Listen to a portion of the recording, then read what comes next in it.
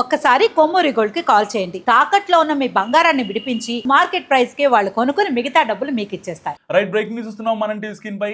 పక్కా planning, perfect execution, Oscar level acting తో pastor Abhinay Darshan ఇరగదీశాడు. బొమ్మ బ్లాక్ బస్టరే అనుకున్న భరోసా పార్టీ అధినేత ఫస్ట్ డే ఫస్ట్ షో పడుతుందని భావించాడు. కానీ కట్ చేస్తే కటకటాల వెనక ఊచలు లెక్క పెడుతున్నాడు.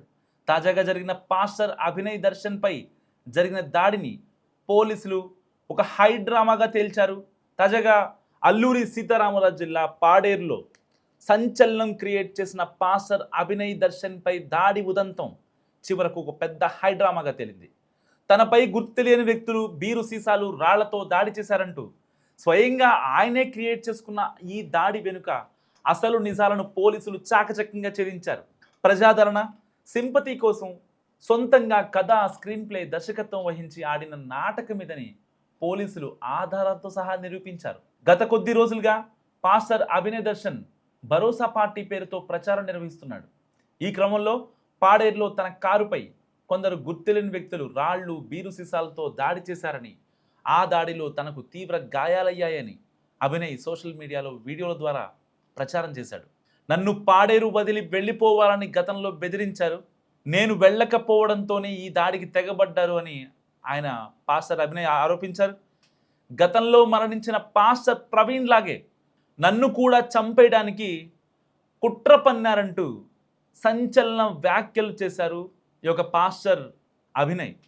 అయితే ఈ దాడిపై మొదటి నుంచి పలు అనుమానాలు వ్యక్తమయ్యాయి చాలామందికి.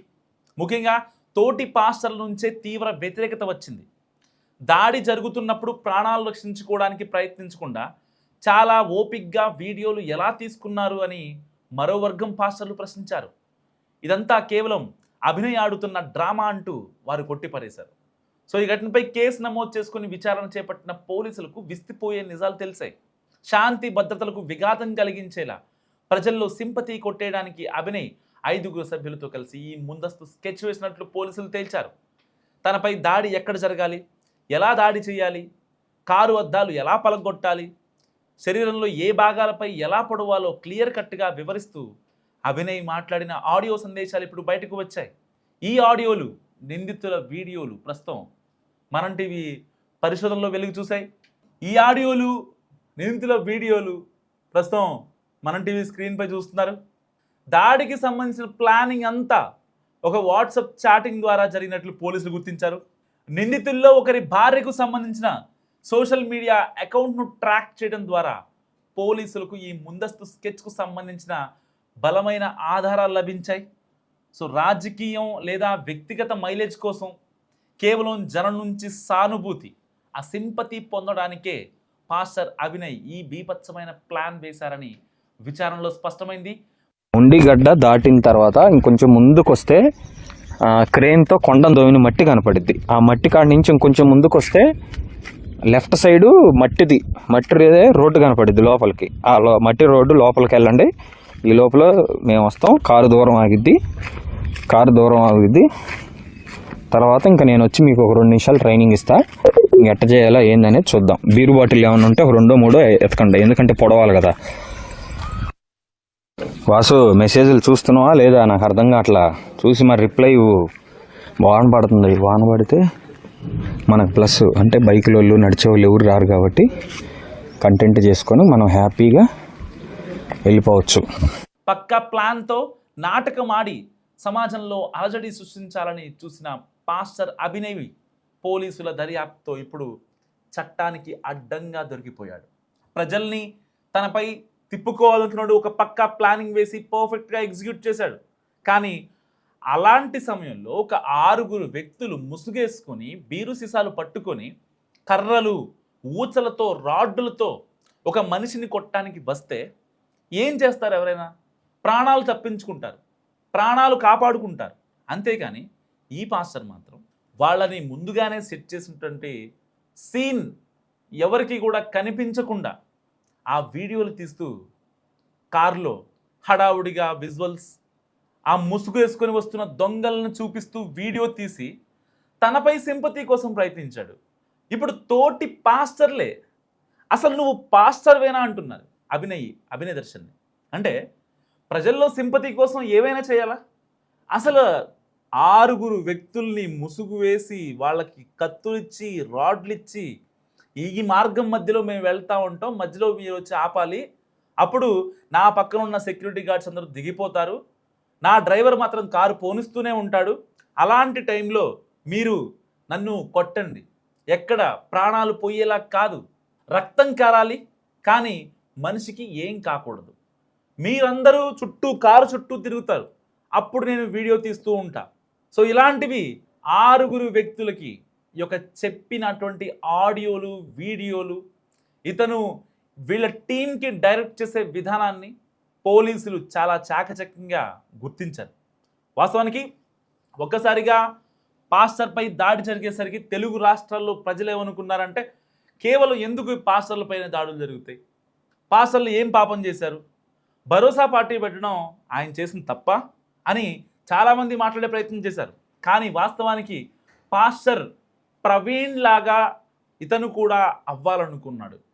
ఎందుకంటే అతను ఎలాగైతే పాస్టర్ ప్రవీణ్ ప్రజాదరణ పొందాడో, అంటే మనం రాగద్వేషాలకు అతీతంగా మాట్లాడుకుందాం. సరే, పాస్టర్ ప్రవీణ్ ఇవాళ అనంత లోకాలకు వెళ్ళిపోయారు, చనిపోయిన మనిషి గురించి మనం మాట్లాడుతున్నామంటే అది నిజమే మాట్లాడాలి. ఎవరు అవునన్నా ఎవరు కాదన్నా పాస్టర్ ప్రవీణ్ అనే వ్యక్తి నిజంగా ఒక మంచి పాస్టర్గా గుర్తింపు పొందాడు, తనకంటూ ఒక ముద్ర వేసుకున్నాడు. సో అలాంటి వ్యక్తిలాగా తనని తాను మార్చుకుందాం అనుకున్నాడు ఈ పాస్టర్ అభినయ్ దర్శన్. కానీ కట్ చేస్తే ఇప్పుడు ఎప్పుడైతే ఆ దుండగులు వేటాడుతుంటే కత్తులతో 6 రాడ్డులతో పట్టుకొని చంపడానికి ప్రయత్నిస్తుంటే అంత ఓపిక్గా ఎలా వీడియో తీసావనేది చాలామంది పాస్టర్లు రేస్ చేసినటువంటి ప్రశ్న.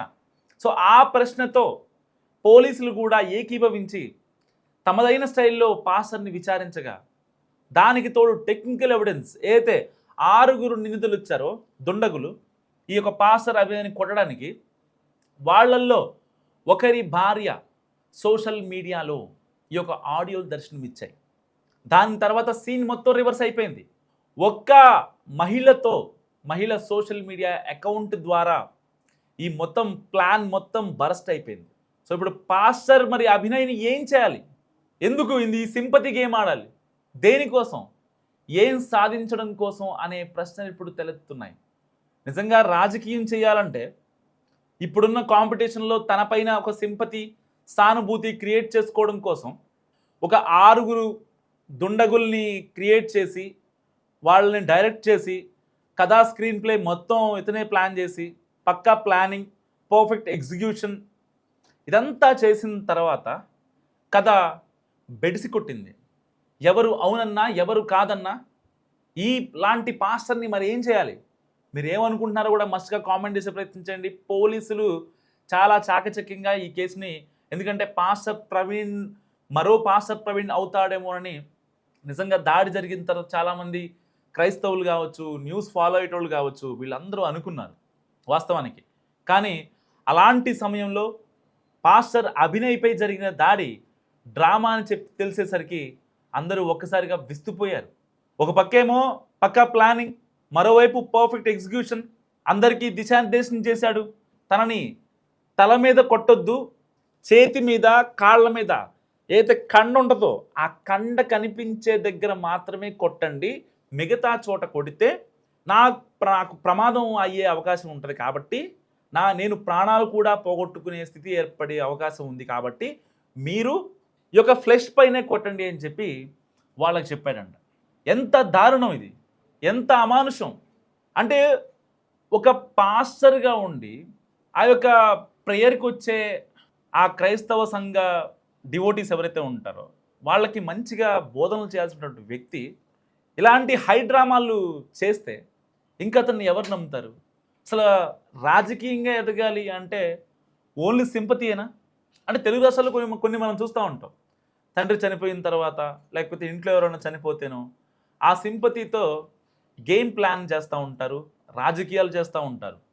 సరే పేర్లు ఎందుకండి ఇప్పుడు, కానీ జరుగుతూ ఉంటే మనం కూడా చూస్తూ ఉంటాం కొన్ని. అలాంటి వాటిని బేస్ చేసుకొని ఇలాంటి సింపతి గేమ్స్ ఆడటం ఎంతవరకు కరెక్ట్ అనేది ఇప్పుడు చాలామంది పాస్టర్ అభినయ్ దర్శన్ గురించి చర్చించుకున్నటువంటి మాటలు.